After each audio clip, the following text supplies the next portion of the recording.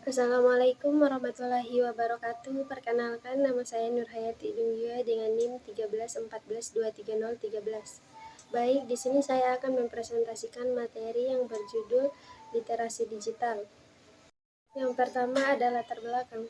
Perkembangan teknologi informasi dan komunikasi yang pesat di era digital saat ini dalam membawa perubahan besar dalam berbagai aspek kehidupan, termasuk dalam bidang pendidikan, sosial, ekonomi, dan budaya.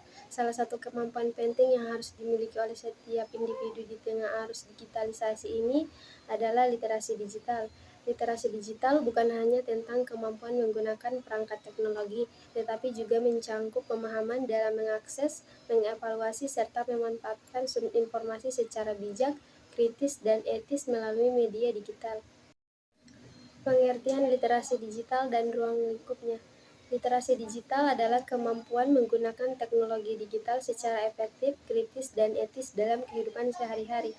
Hal ini mencangkup tidak hanya pengoperasian perangkat, tetapi juga kemampuan mencari, mengevaluasi, menciptakan, dan mengkomunikasikan informasi digital secara bijak.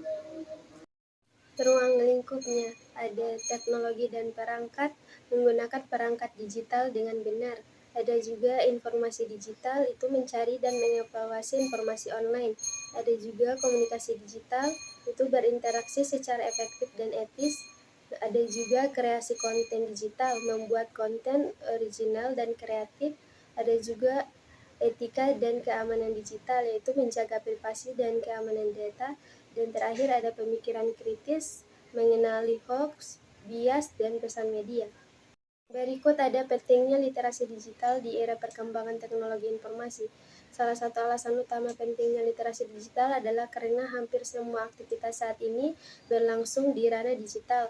Proses belajar mengajar yang dulunya terbatas di ruang kelas, ini dapat dilakukan secara daring melalui platform seperti Google Classroom, Zoom, atau Microsoft Teams. Di sektor ekonomi, transaksi jual beli tidak lagi terbatas pada toko fisik, melainkan telah meluas ke e-commerce dan sistem pembayaran digital.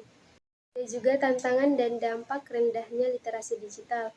Yang pertama ada keterbatasan akses internet dan pelatihan digital, kesenjangan digital antara wilayah dan kelompok masyarakat.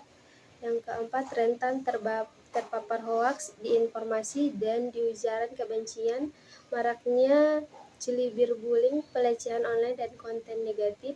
Ada juga penyalahgunaan teknologi untuk hiburan, bukan pembelajaran, kesulitan adaptasi di dunia kerja berbasis digital, dan terakhir ada keamanan data pribadi terancam akibat rendahnya kesadaran diri digital. Berikut ada upaya peningkatan literasi digital di kalangan pelajar dan generasi muda. Upaya peningkatan literasi digital pada pelajar dapat dilakukan dengan mengintegrasikan materi ke dalam kurikulum, mengadakan pelatihan dan workshop, serta melibatkan guru dan orang tua dalam pembinaan. Edukasi melalui media sosial juga efektif, disertai penanaman nilai etika global, digital.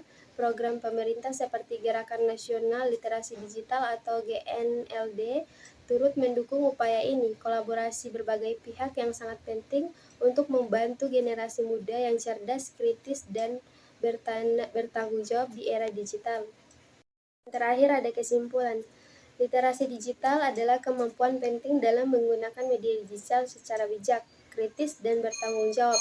Rendahnya literasi ini berdampak pada penyebaran hoaks, cyberbullying, dan penyalahgunaan teknologi. Oleh karena itu, peningkatan literasi digital perlu dilakukan melalui pendidikan, pelatihan, peran keluarga, dan kampanye kreatif agar generasi muda mampu menghadapi tantangan digital secara positif.